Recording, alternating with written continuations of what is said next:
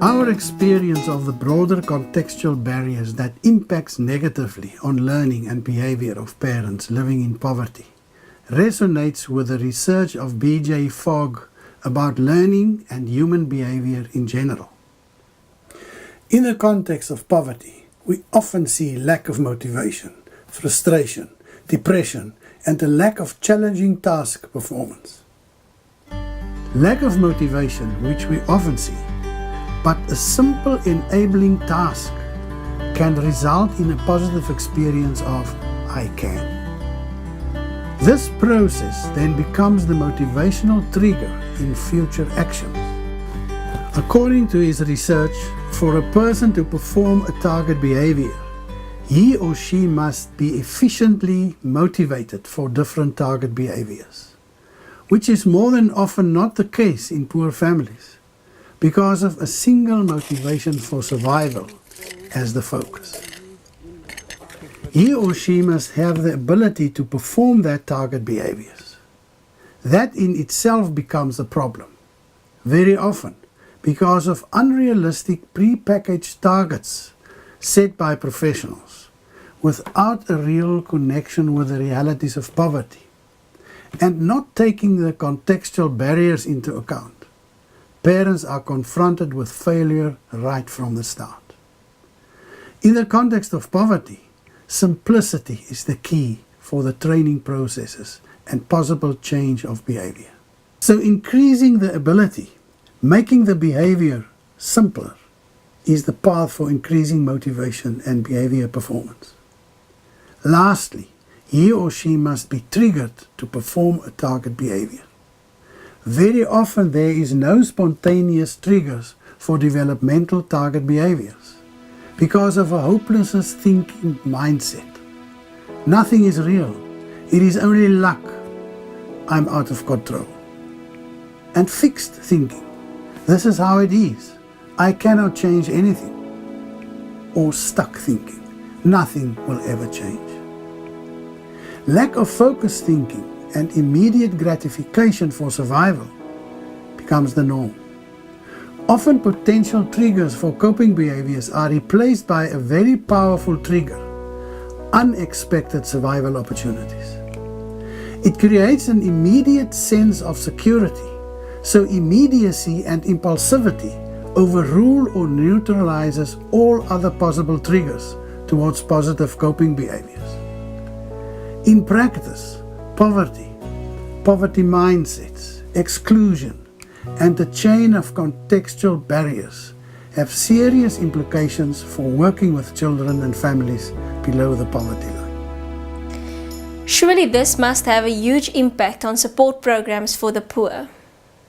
Current policies designed to improve outcomes for poor people may be effective when successfully implemented, but program administrators find it difficult to get people involved and then to carry through with the program.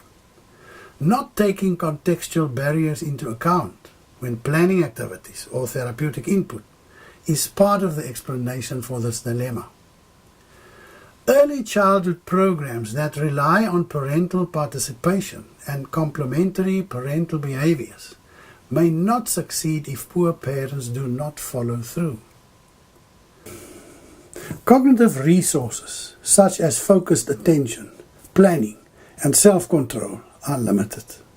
It is about survival opportunities within a poverty mindset. Complex problems draw on limited cognitive resources, which in turn means that there are fewer resources available for self-control. Having fewer resources makes decision-making more complex, this hampering the ability of poor people to follow through on tasks or to make effective decisions. Managing tight resources requires more focused attention, planning, and self-control. The lack of these abilities and a survival focus on current problems lead to the exclusion of future planning and dealing with problems more effectively on the long run. These behaviors are a result of increased psychological stress caused by poverty, and it stresses the importance of designing programs that make it easier for poor people to succeed if this reduced functioning is taken into account.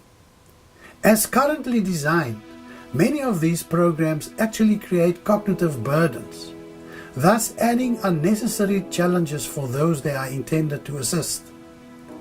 Simplification works because instability makes dealing with complexity particularly challenging. Taking the contextual barriers into account, it is important to create community-based programs which are flexible and resistant to the effects of instability. But what are these contextual barriers you are referring to? From our practical experiences and learning about the behavior of parents living below the poverty line, we've identified 7 barriers based on the elements as mentioned in the FOG model. Time as a barrier. Survival priorities are key. Time stays flexible all the time. Fixed times often create practical problems because of unforeseen opportunities. Survival opportunities dictate the use of time. The other day, a community street worker approached a mother sitting in front of her shack, inviting her to a program about dealing with difficult behavior of children. This could be very low on her priority list at the time. However, she said that she did not have the time to attend. Later that day, the street worker passed by and saw her still sitting there. He, a bit amused about this, invited her again and asked her about not having the time. She explained, "Sometime during the day they pass by with some scrap metal. They then give me a few pieces to sell. Then I can buy food."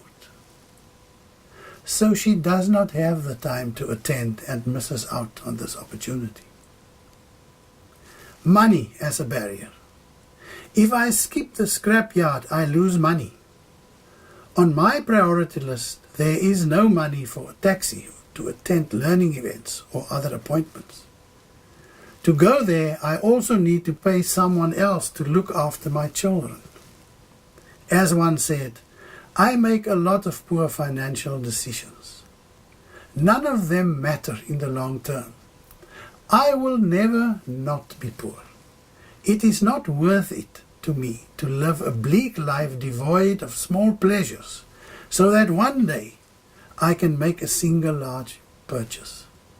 I will never have large pleasures to hold on to. Effort as a barrier. It is about a lack of triumph over adversity, a feeling of hopelessness. One does not want to put too much effort in something low on your priority list. When difficult efforts fail, one has that feeling of, I'm not good enough. Non-focused thinking as a barrier. It is about low levels of critical thinking, no motivation for complex thinking and planning. Very often the minds are consumed with other practical issues or survival worries. Social deviance as a barrier. A parent does not easily challenge the basic norms and way of doing at home because of new skills or new learning or a better understanding of self and child behavior. It is too risky because very often it upsets the survival dynamics and other family systems. So they stick to the basics at all costs to prevent conflict and violent behavior. About attending a workshop, one parent said, I must hide my unacceptable behaviors. I cannot pretend in a group. They know me, so I don't go. Non-routine as a barrier. Ad hoc survival opportunities make fixed routines and opportunities difficult.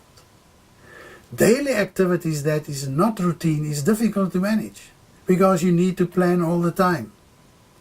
Routine impacts negatively on non-scheduled survival opportunities and make it even more difficult and complex to plan.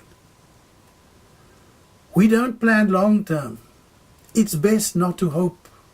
You just take what you can get as you spot it. Lack of joy and basic motivation for life as a barrier. It is about an absence of a satisfying feeling of creative accomplishments.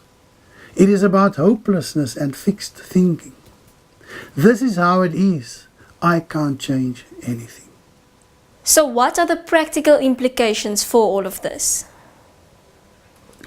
Learning relies heavily on the individual experience of the contextual barriers. Each person has a different contextual profile because the practical experience of barriers vary. The quality and the potential for learning and development is a function of the scarcest resource at the moment a behavior is triggered. A community-based approach on a 24-hour basis is vital. Accessibility, flexibility, and simplicity is key. The quality of your attunement to these realities and behavioral dynamics determine the quality of your therapeutic work in this complicated and unique context. Pre-packaged solutions are not the way to go.